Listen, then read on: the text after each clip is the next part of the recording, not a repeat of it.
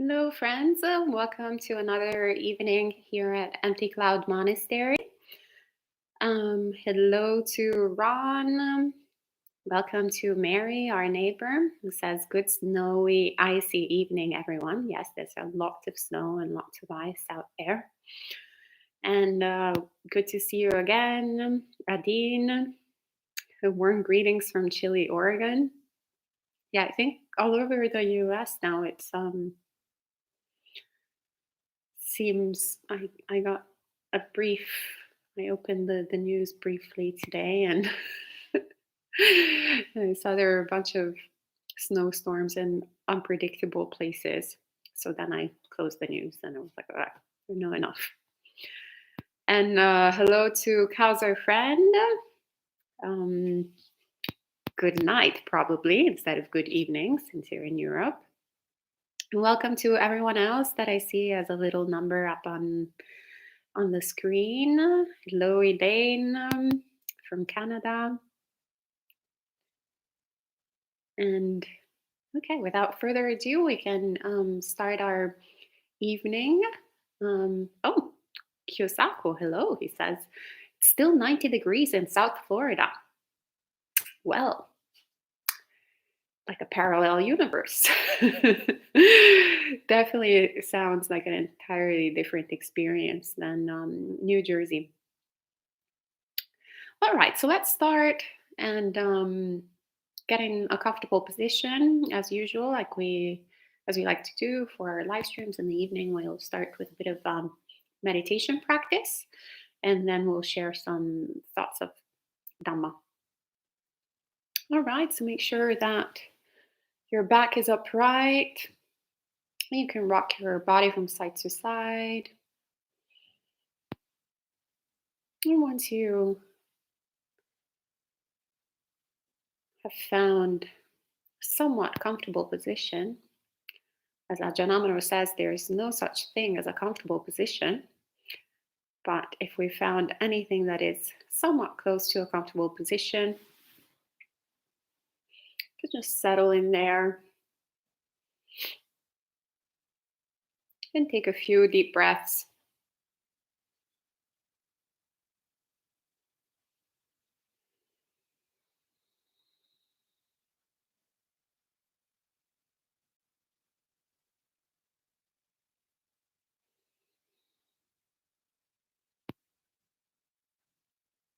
Relaxing body and mind. Any points of tensions we might find, whether they're mental or physical, we can intentionally release them, send them metta, some loving kindness.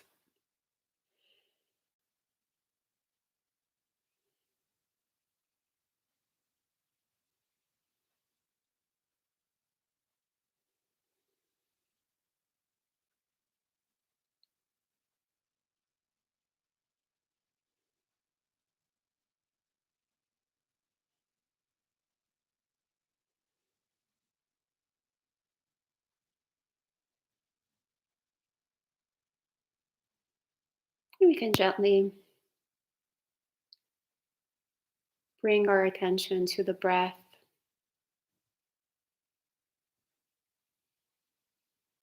Lift it up and keep it by the nostrils.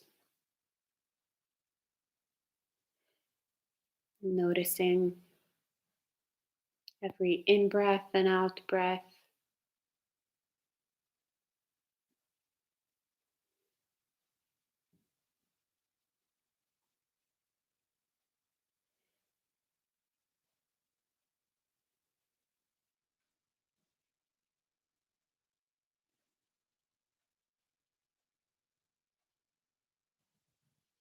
Observing our experience without it wanting to be any different than what it is.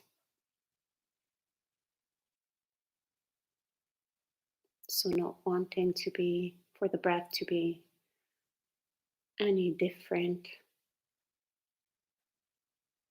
than what it is.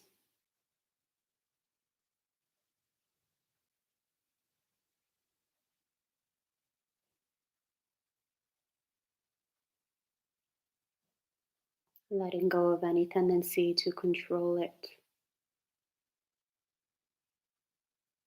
and allowing for ourselves instead to take a seat and just observe, just watch things in a relaxed, peaceful manner.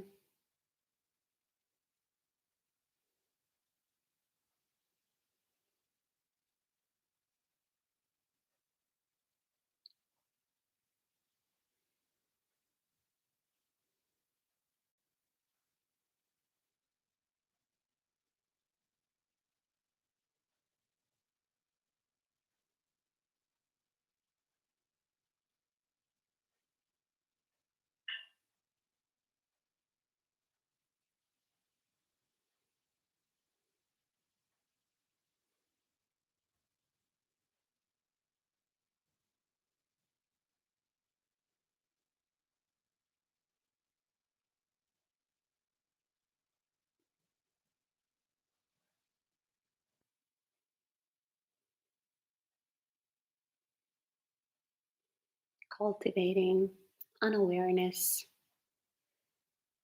of the breathing process. If we take a short breath, we know we've taken a short breath. If the breath is long, we know that the breath is long.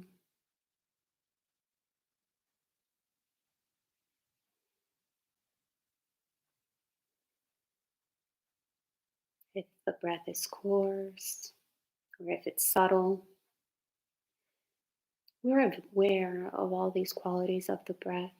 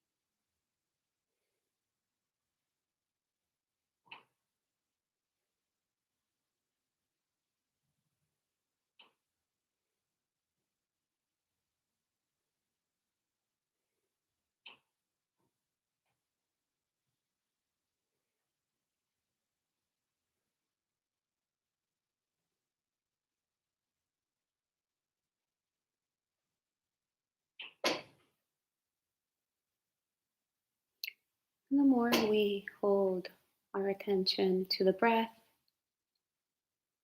the more we notice that our mind becomes peaceful and calm.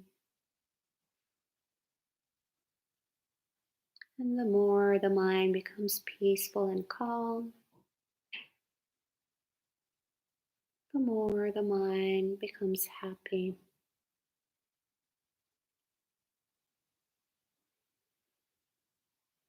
So we can recollect for a moment how this happiness is always accessible to us in every single moment.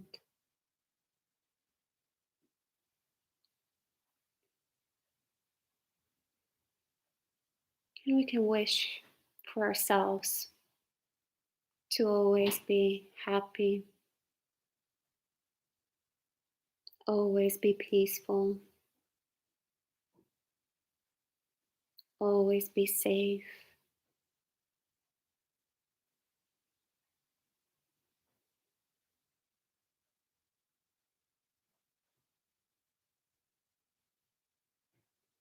May I be happy. May I be healthy. May I be safe.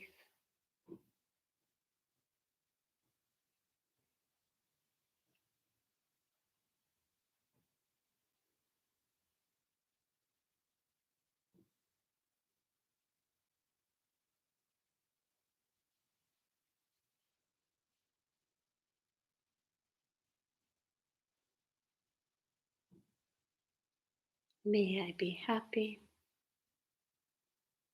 May I be healthy. May I be safe.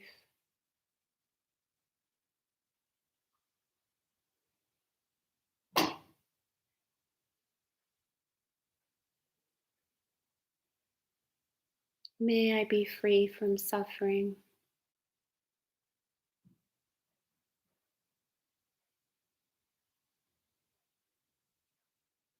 May I be free from greed, hatred, and delusion.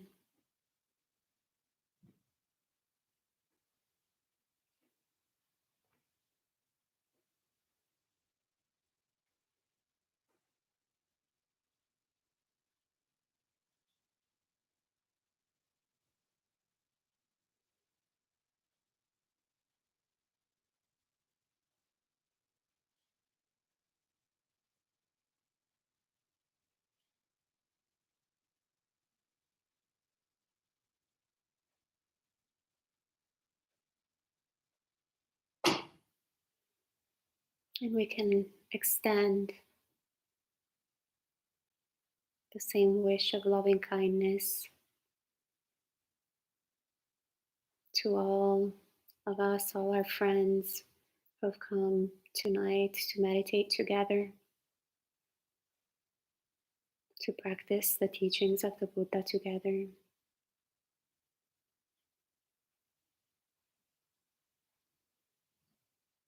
May we all be happy. May we all be healthy. May we all be safe.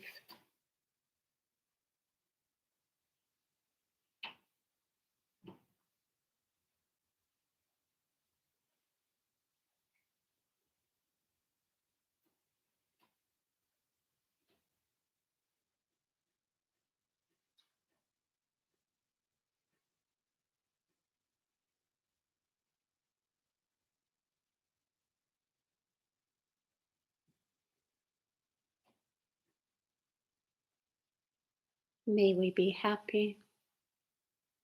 May we be healthy. May we be safe.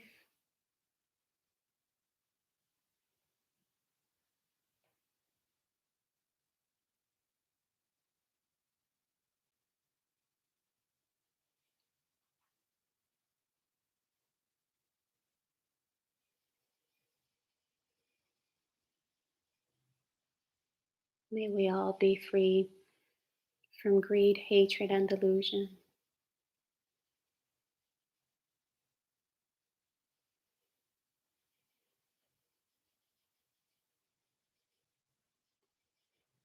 May we all swiftly attain awakening.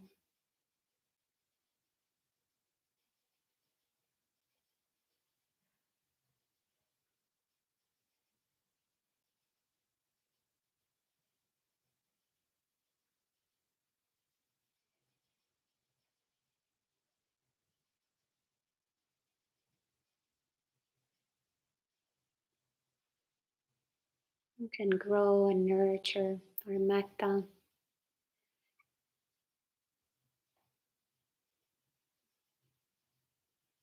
expand it in our mind,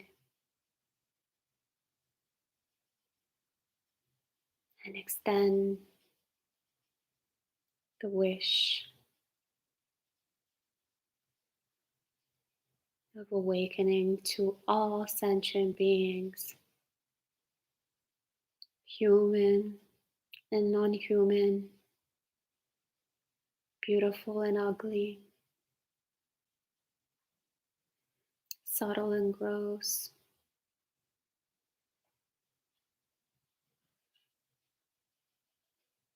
two-legged, four-legged, or no-legged at all.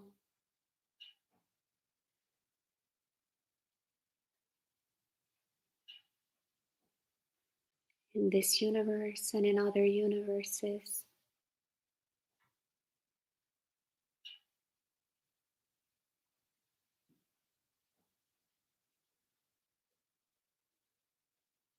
may all beings have happy minds.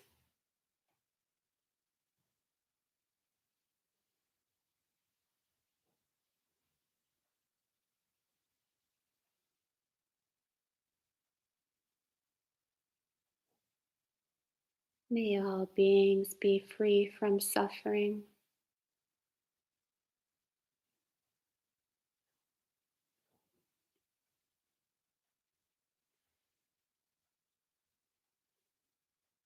May all beings be free from greed, hatred, and delusion.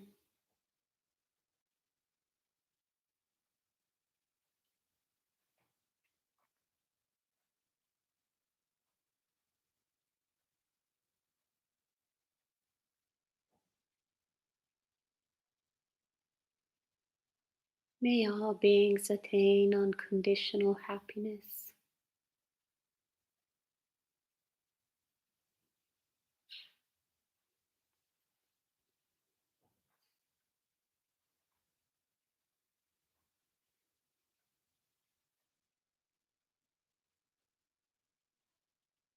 May all beings swiftly attain supreme, blissful Nibbana.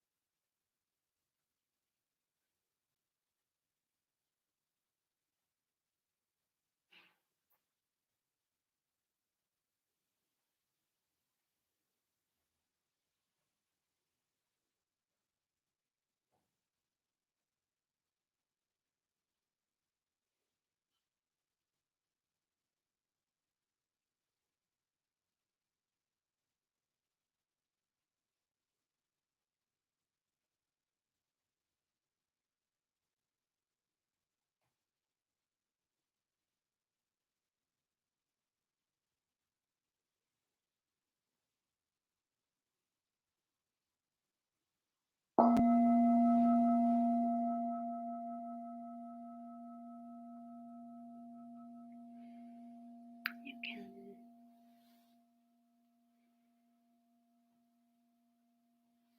gently open your eyes,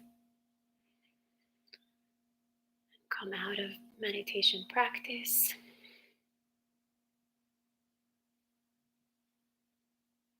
and stretch your body if you need to.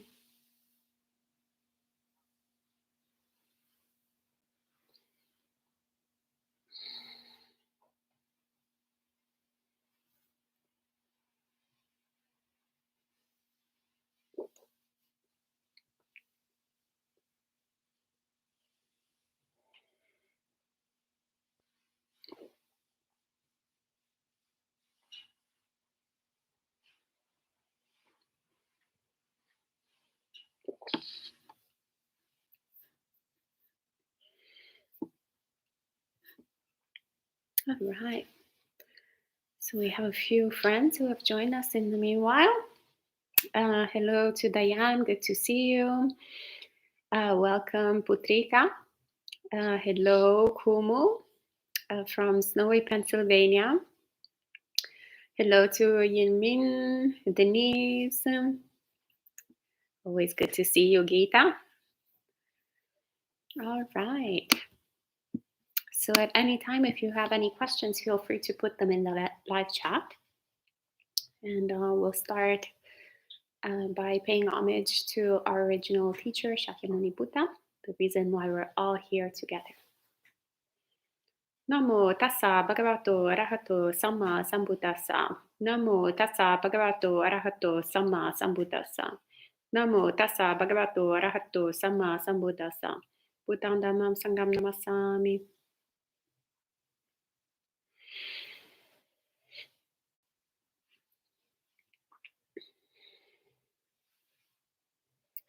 So I think it was last night that I was sharing my visit to Deer Park Monastery, and when the monk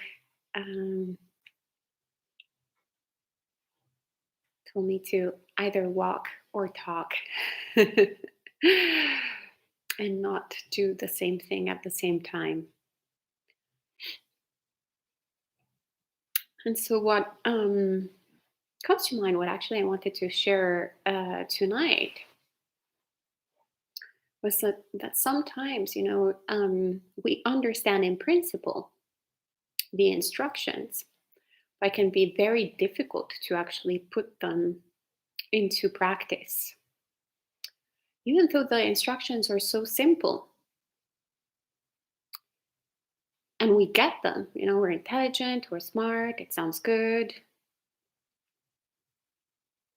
But then as we go about our days and we interact with different people, we do a lot of different projects, or maybe perhaps we don't do any of that. We don't interact with anyone, we just interact with ourselves. And we do things. Even here in the monastery, it's not that we're constantly just sitting and practicing meditation. There's a bunch of cleaning to be done. There's a bunch of errands to be done.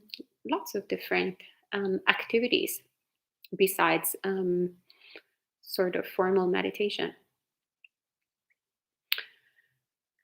And so in those situations, then we see how difficult it is actually to do one thing at a time and not follow and just walk or talk.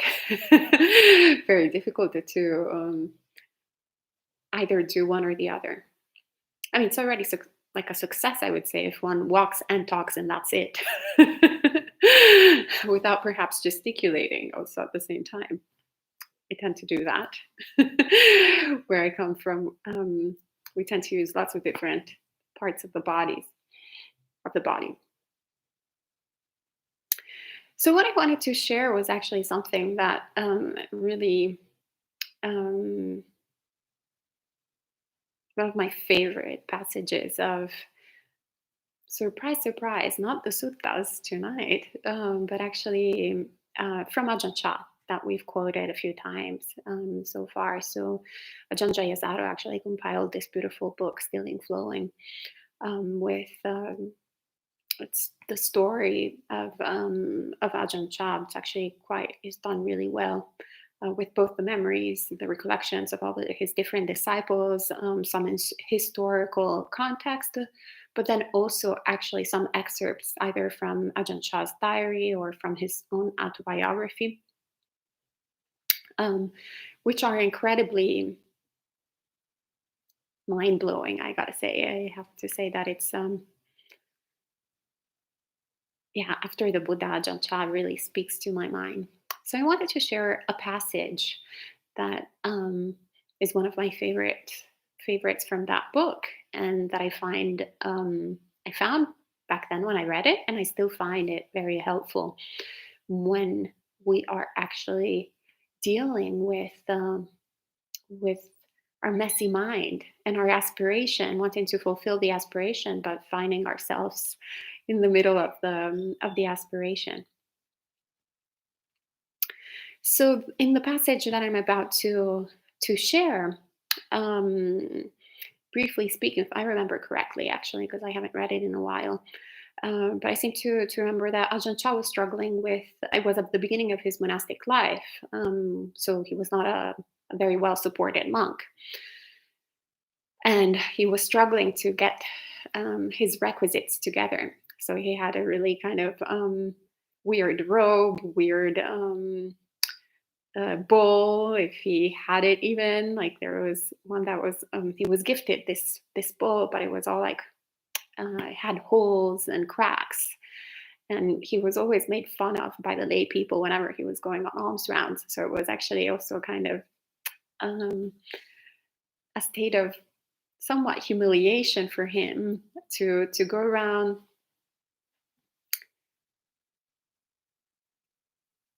in the forest, in the villages, and then the lay people looking at him and laughing at him because he looked so awkward with all his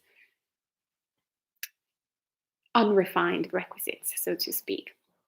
So at a certain point, as he's given a few things, he tries to, he tries to put them together. So I don't remember here if it was precisely the bowl or perhaps it was a piece of cloth, and he was trying to make a decent piece of cloth. But anyway, point being, he is in the process of getting stuff done. As I was saying, also monastics need to get stuff done to live the holy life. So he says, formerly, whatever work it might be, if it was still unfinished and I put it aside and went to meditate, my mind would still be attached to it. I couldn't shake it off. However much I had tried to lever it out of my mind, it wouldn't budge. So I took this as a mental training, a training in abandonment, in putting down. So we see here how he's sharing that um, while he is perhaps sewing the robe or making the bowl, etc., he's thinking obviously about making the requisites. But then when it's time for meditation, he's still fundamentally sewing the robe or thinking about the bowl or doing the different pieces. So there is a difficulty, an issue there in doing one thing at the time. So dropping whatever one is doing and getting, if in meditation, watching the breath, or doing walking meditation, practicing however we're practicing, and then getting back to whatever we're doing. So he finds this, instead of getting discouraged and starting to shame himself and go like, oh, I'm a terrible practitioner, I should know better. He finds this as an opportunity for practice, for understanding the mind. As Venerable Body likes to say, we don't practice despite the obstacles, but the obstacles are the path. When he shared that with me, actually made a huge difference in my path. Sometimes it's an inconvenient truth because we kind of like to think that, oh, poor me, if only I didn't have to deal with X, Y, and Z thing. Right now I would be awakened. So, well, if Stan the cat didn't need to get a transfusion, right now I would already be in fourth jhana. So it's all this sort of issue. But rather the practice is being, once again, engaged in the present moment. So whatever is happening, that's the way it is. And that is an opportunity to understand the workings of the mind and understand what is the appropriate response. So here, as he shared earlier, he said, I took this as a mental training, a training in abandonment and putting down. So here's what he figures out. the technique. He says, whatever I did, I determined not to finish it quickly. After working on the bowl lid for a while, so he was working on the bowl, I would go and practice meditation. But whether I was walking or sitting, my mind would be wrapped up in the bowl lid and wouldn't concentrate on anything else. I saw how difficult it is for the mind to let go. It clings so tenaciously.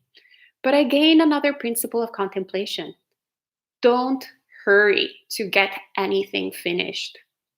Do a little and then put it down. Look at your mind. If it's still going round and round with the unfinished work, then look at how that feels. That's when it starts to be fun. Go to battle.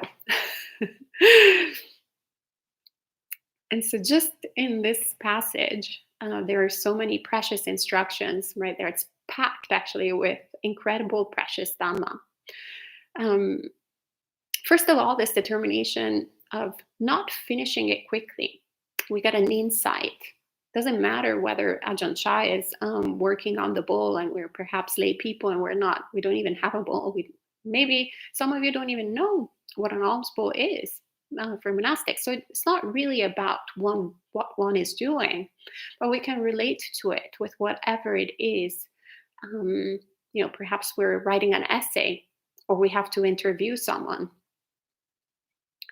Or maybe we have to cook. I remember at the beginning of the Rockaway Summer House, when we started the retreat center, and I was in charge of the kitchen most often than not.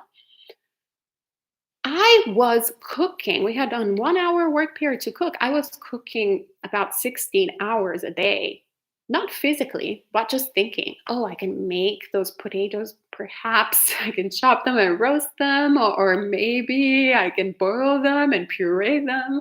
Maybe I can saute them, or maybe I can combine them with this other thing, right? So there's the mind that constantly is engaged, involved in whatever it is, the pursuit, the goal that we have, that objective that it is, whether we care about it much or we don't. In reality, it's not that I ever wanted to be a chef, definitely not a free chef in a retreat center, unpaid, with 3 ingredients and only one hour time to make things with unprofessional people around me, and myself also being unprofessional. So it could actually be a very stressful situation. Or it can be a great opportunity for practice, as Ajahn Chah said, a mental training, a training in abandonment, in putting down. But that's a story for another time. But that's actually, I identify with that a lot, because at the very beginning, it was the cause of a lot of dukkha. Managing the kitchen in 1 hour. And I was very annoyed at Bhante Sutaso because that was his idea.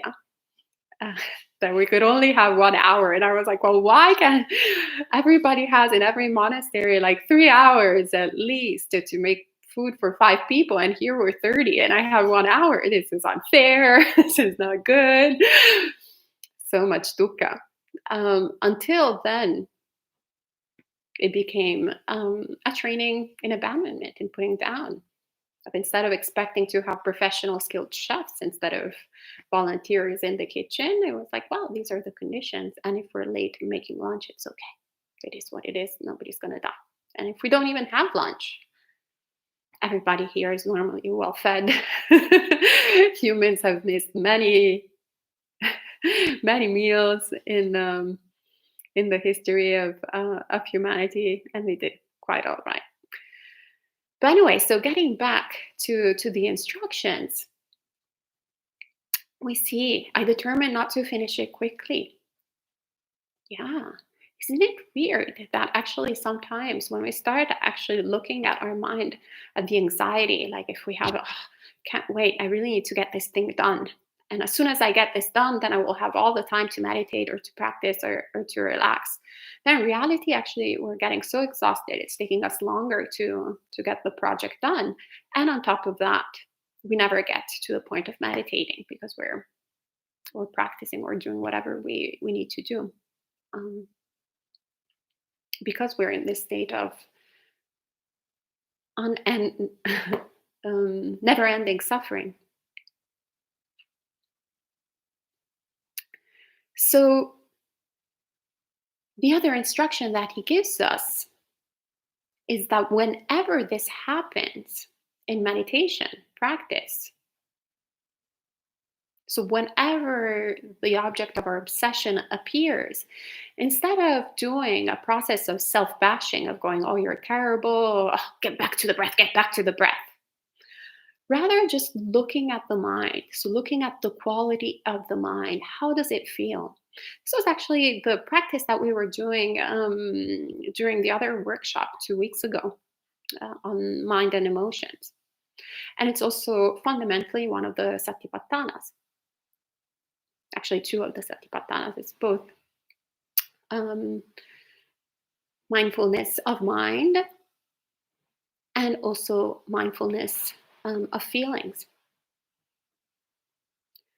So, especially when we actually look at the raw feeling, is this a pleasant feeling, an unpleasant feeling, or a neutral feeling? And whenever we're feeling this sort of agitation, like for example,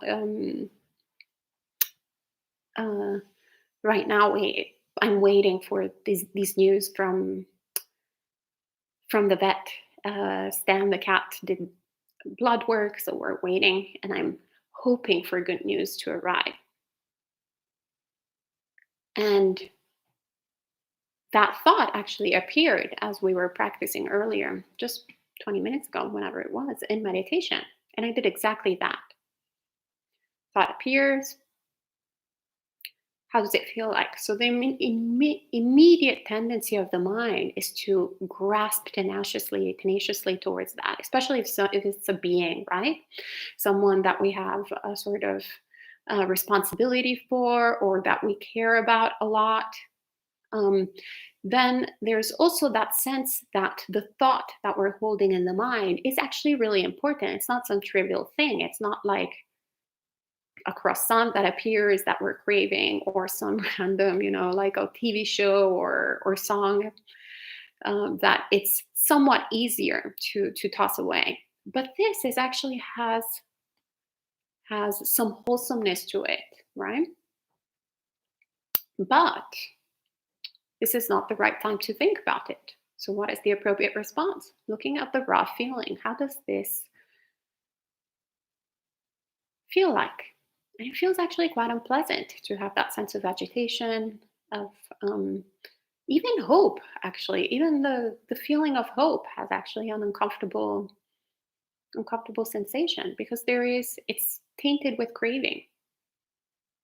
I hope that the blood test will be good, but if it will be bad, that's not going to be a good result. I don't want that. So it might be bad. So there's that underlying agitation. So if we fixate towards the content of the thought, then it's very difficult to let go of the thought. But if we instead point our attention towards the raw feeling and make a qualitative assessment, then we can be quite objective about what we're dealing with, which has nothing to do with the content, but rather it has to do with suffering. And when we see that there is that sensation of suffering, it's easier to not want to keep that. We become a little bit more dispassionate. So we're like, okay, no, that's not really something worth nourishing. So you just leave it there, not being averse to it, not going like, now disappear, but rather not engaging with it anymore. And as we stop engaging with it anymore,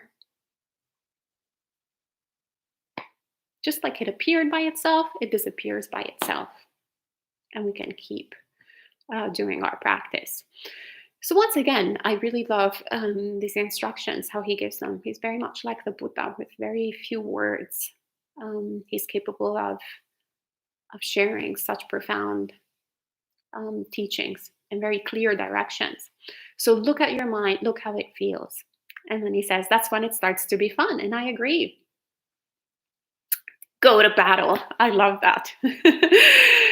So this is where we start with the practice of right effort. So he says, I was determined not to stop until I had trained my mind to the point that when I worked, I just worked.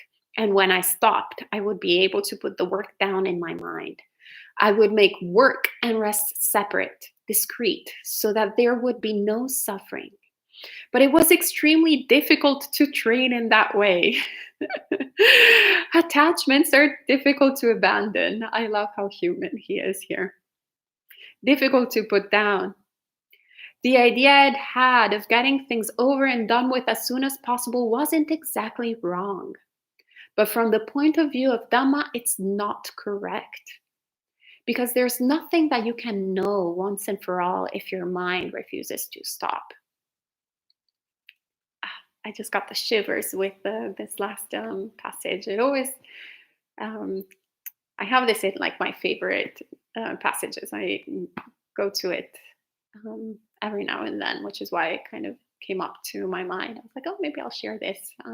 Right before the talk, I was like, I'm going to pick it up, which is why I didn't remember exactly if it was the bull or the or which requisites he was working on. But yeah, once again, as we were saying, we touched on a little bit earlier, it's not that necessarily there's something wrong with our aspiration of getting stuff done, or even our thoughts per se, the content of our thoughts. If they're wholesome, if they're coming out of caring.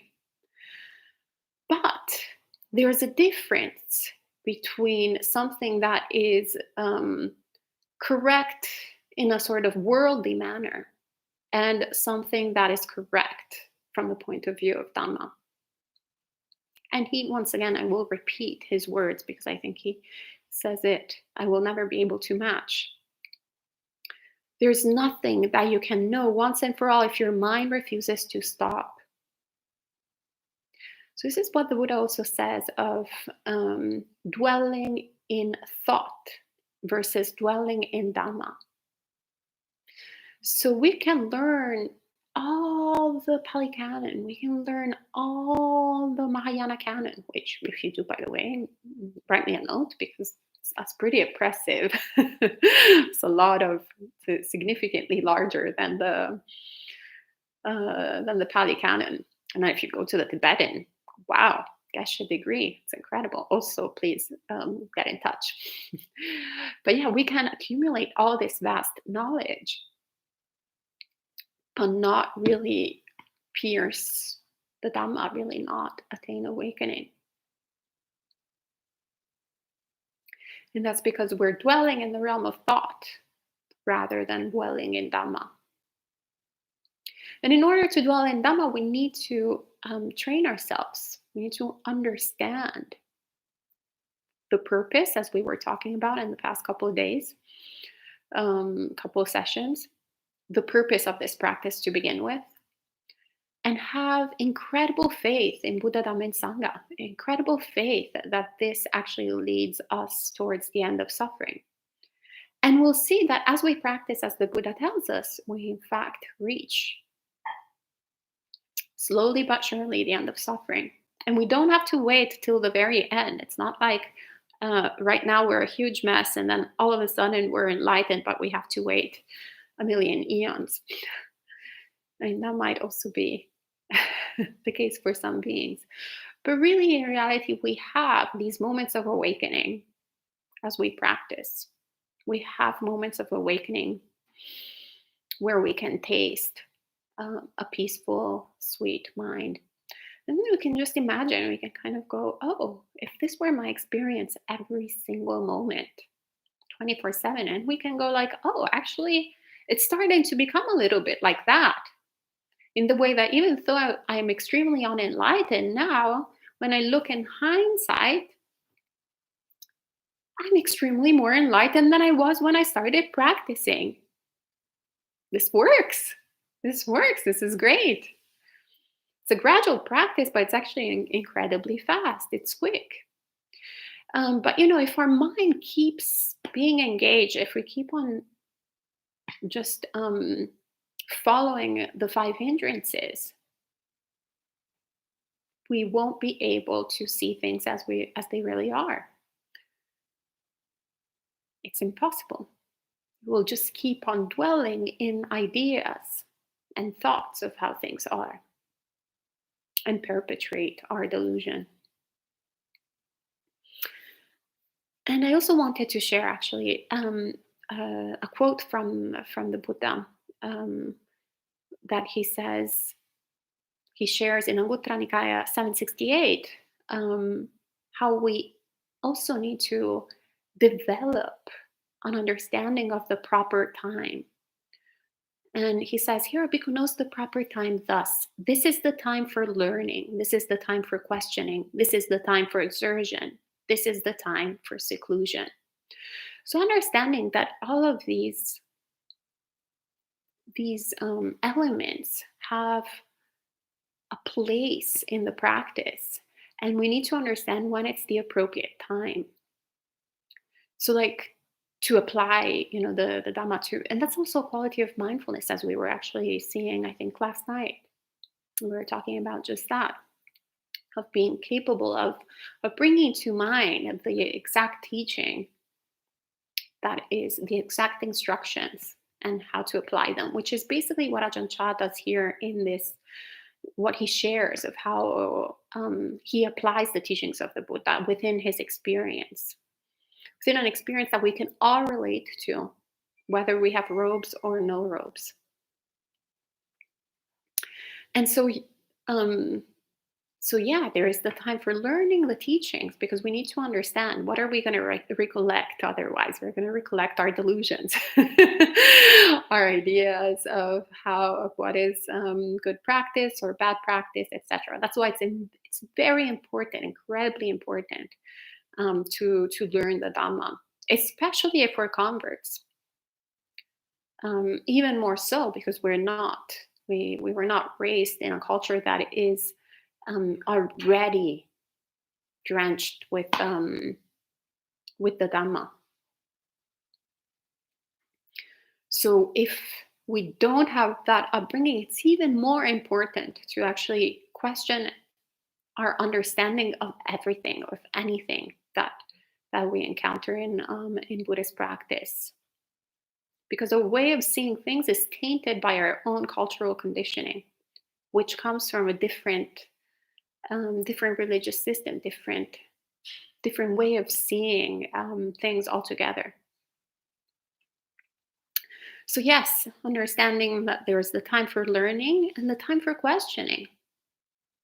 Both questioning other, obviously, different practitioners, but questioning our understanding and questioning our practice. So this is basically also what Ajahn Chah was doing, questioning the practice. What is he doing right now in every single moment? It was like, oh, okay, I'll question this. I won't just keep on following my defilements, but I will start analyzing it, and then practice exertion and time for seclusion. And by the way, if I remember correctly, actually, right before this passage, because these are extracts of his diary, he also had a dream of the Buddha that was coming, that gave him a Dhamma talk. So that's also part of, how part of time for learning and time for questioning. He was very blessed to have the Buddha come to his night and give him teachings, right? We are sometimes less blessed. We have like kind of random dreams of going to the post office and sending a parcel, and then we're awake, right? Instead, Ajahn Brahm, maybe Ajahn Brahm as well, but I don't know. Never asked him about his dreams. But Ajahn Chah has the Buddha giving him Dhamma talks. That's an incredible good karma. So anyway, I'll keep going because it's almost finished, but not quite finished yet. So he says, so this was the principle. Don't do anything with the thought of getting it finished. This especially rings so good to my mind in the way that normally my inclination of mine is of getting stuff done. That has always been a big sense of self identity as an adult. So the idea of actually intentionally not getting stuff done, which I've been practicing, by the way, during this retreat, I've intentionally not done a lot of things that I was craving so much to do. Most difficult thing has been the most difficult project, actually. Not getting things done, not getting things finished. So just doing them regardless of the outcome. So that's the biggest problem that we have, is that normally we have how do you say the English word is missing. Secondo fine for those who are Italians who are watching. Like another underlying purpose, right? So it's very difficult to do something without accomplishing it to the fullest and getting something out of it.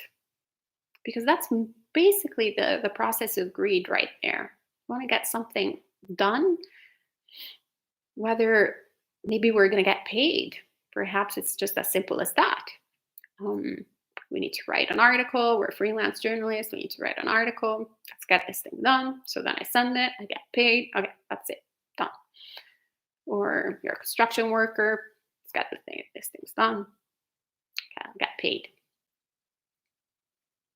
Perhaps we're not getting paid, but we're getting this thing done. And we'll get praised for getting it done on time or before time, ahead of time. Or just because we did a great job. But perhaps it's not related with others, but we actually just want to get something done so we can prove to ourselves that we're capable of getting that thing done, achieved.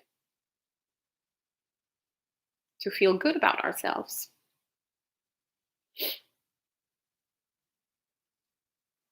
Or simply because we want that pleasant feeling that comes from, say, even just cleaning up our own room, that sense of control that we have.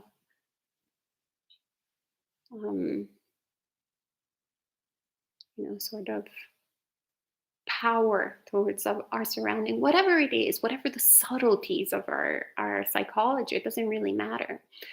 But if we notice, there's always a kind of like, we want a return of investment.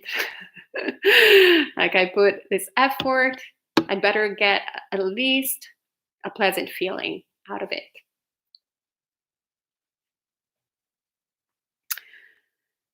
So once again, don't do anything with the thought of getting it finished. Put it down at regular intervals and go and practice walking meditation. Very disciplined Ajahn Chah. So he has, okay, I'm going to do whatever I'm going to do. It doesn't matter what it is for 10 minutes. And then I'm going to go and meditate for 10 minutes or however it is. Doesn't matter if, if the dish has not been fully washed. I just wash whatever it is for 10 minutes. And if there's one dish left, I leave it there. And then I go and meditate. As soon as my mind went back to worrying about the work, I tell it off, oppose it. So this is when he starts with the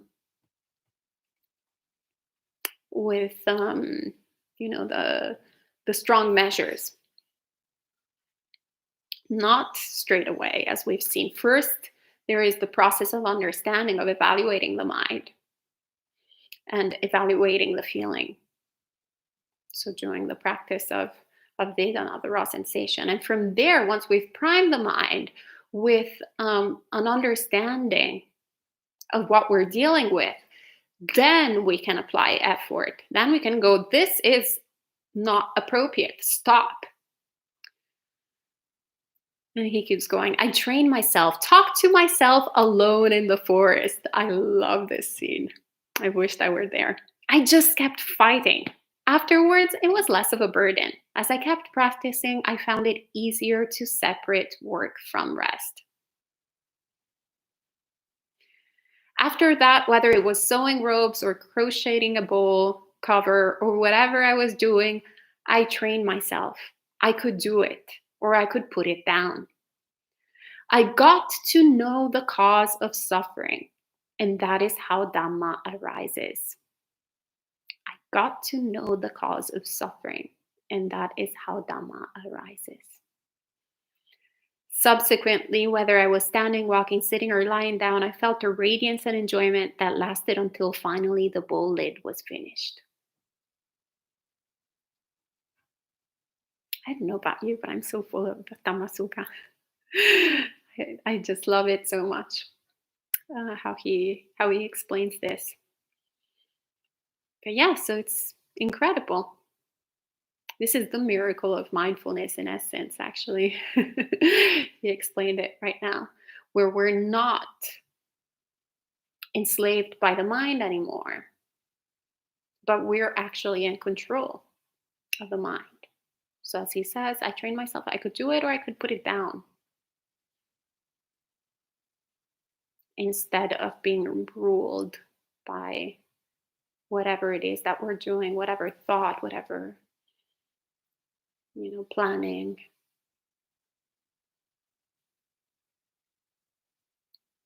And that is, once again, understanding the cause of suffering. Understanding the cause of suffering is not to get things done. It's not to have the perfect robe or the perfect bowl cover or the perfect outfit or whatever it is, the perfect house, repairing this or repairing that. But rather, it's the cause of suffering is craving. And when we really look at our experience, we delve into our experience, then we can see this for ourselves. This is why the Dhamma is not something that we just have blind belief in, but it actually invites us to come and see for ourselves. And we don't have to wait till the end, so to speak. We can come right now and see the mind, see the greed, hatred, and delusion in the mind right now, and how it's producing suffering right now.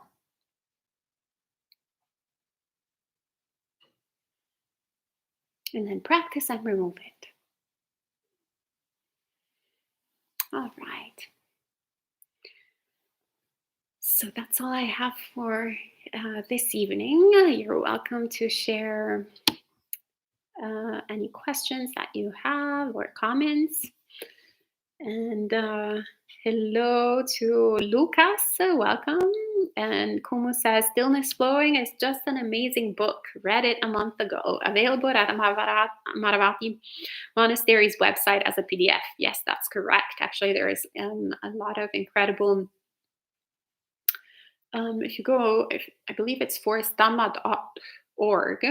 There's lots of different books from Ajahn Chah and, of course, all his disciples. And they're all available for free. You can also download them on your Kindle. I have a PSA tonight. Public service announcement. Yeah, it's actually, I have to say, quite incredible how much Dhamma we have available at a fingertip. It's actually, I think, the first time in history, 2,500 years, that it's so easy to have access to the Dhamma. Yet, it's the first time in history where we're so disconnected with the Dhamma in the way of practice. I mean, I guess it's possibly not the first time, actually.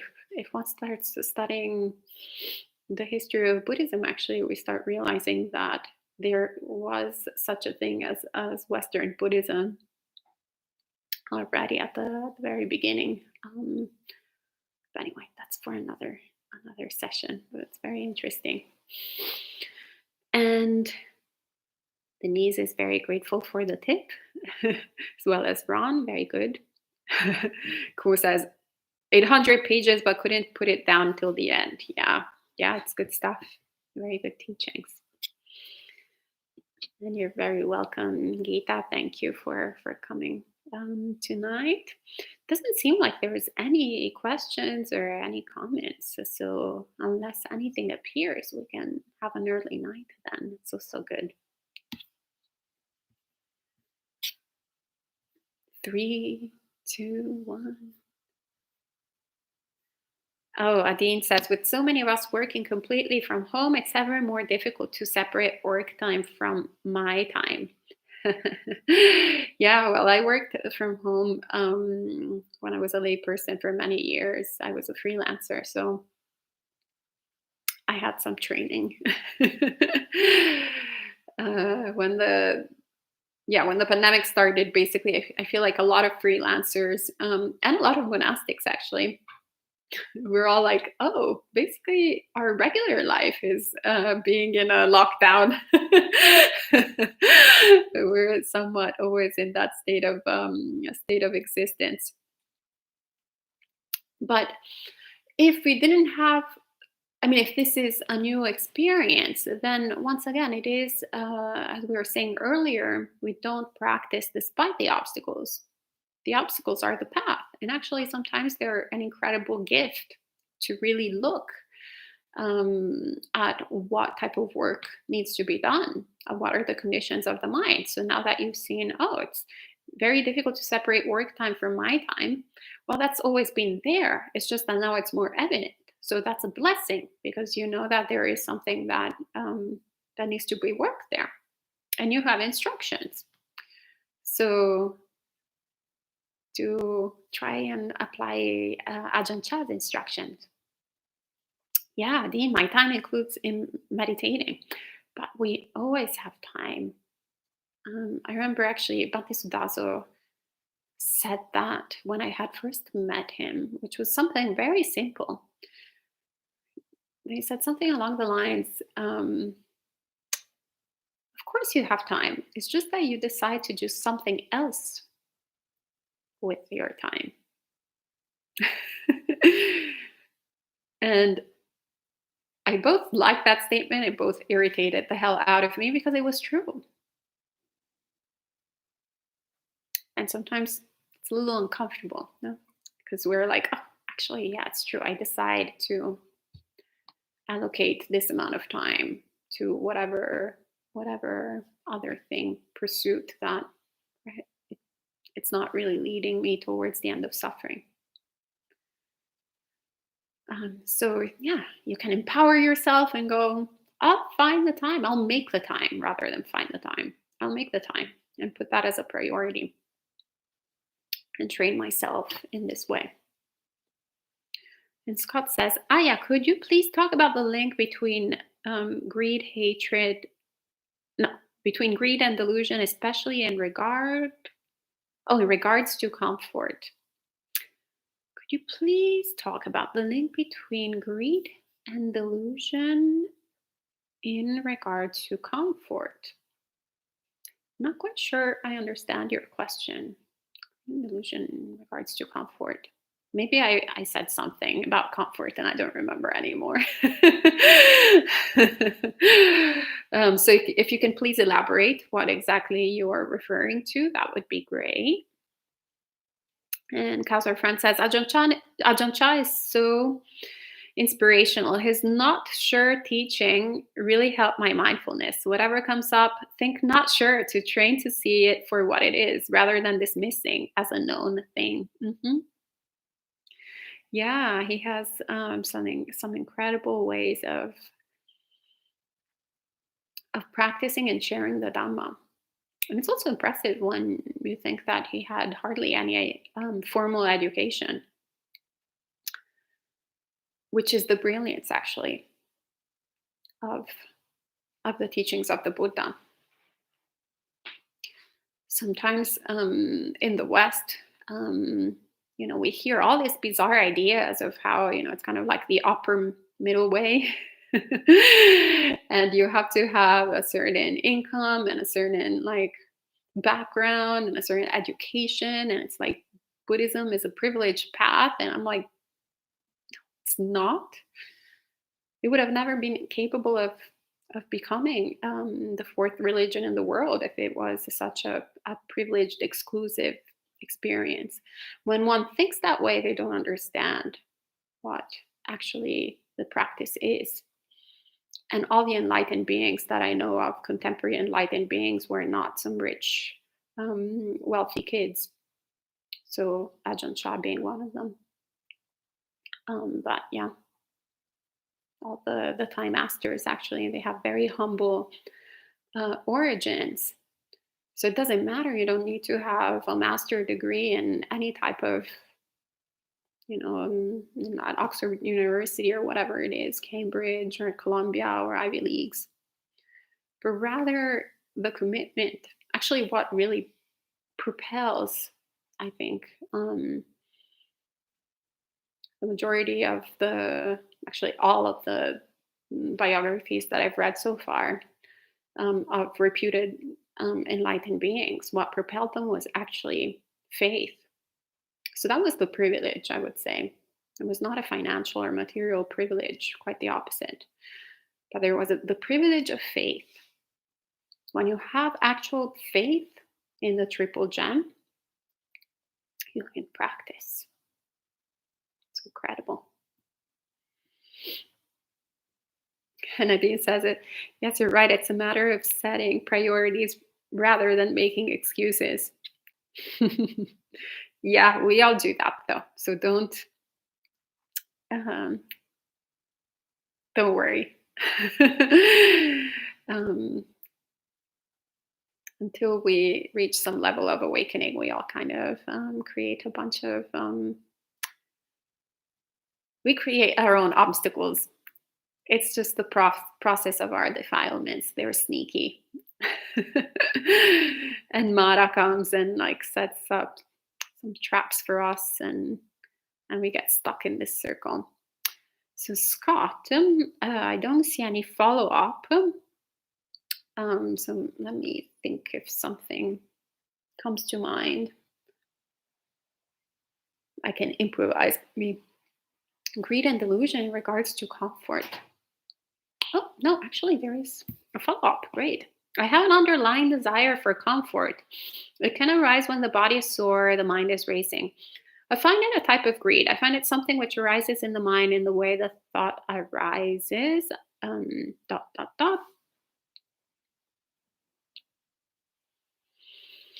find it something which arises in the mind in the way the thought arises, I want to be comfortable. Actually, I would say that this is under the realm of wholesome thoughts, wholesome aspirations. So, you can say that also the aspiration for awakening is a form of greed. The aspiration for saving all sentient beings is a form of desire, right? But this all goes under the simile of the raft. So this is the raft that is bringing us to the other shore. So as the Buddha says, if we want to cross one shore to the other shore, we'd better like hang on that raft, not let go of it. And then once we reach the far shore, then it's pointless to keep on like carrying this raft. We just toss it and let it go. But we don't do it at the beginning where we're on the other shore and or in between. We're like, oh, okay, let me let go of this.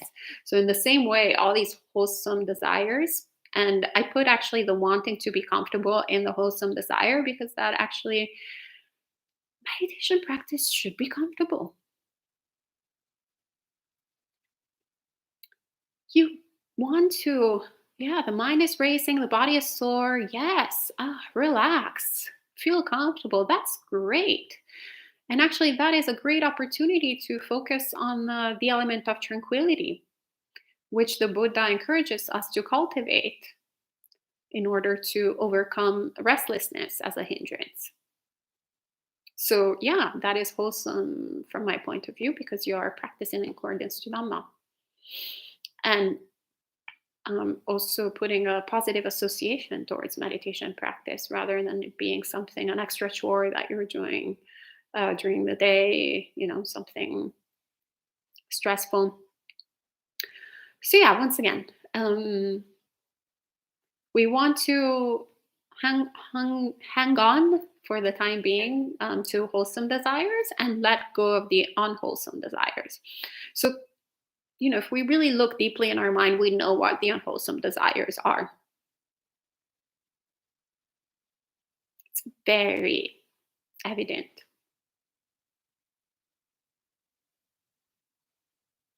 So those we can remove. All the things that are not beneficial for ourselves and others. But the ones that lead towards peacefulness of mind, um, towards the release of suffering, yeah, nourish them. Yeah, build that raft. And then you'll worry about letting it go afterwards at a later time. All right.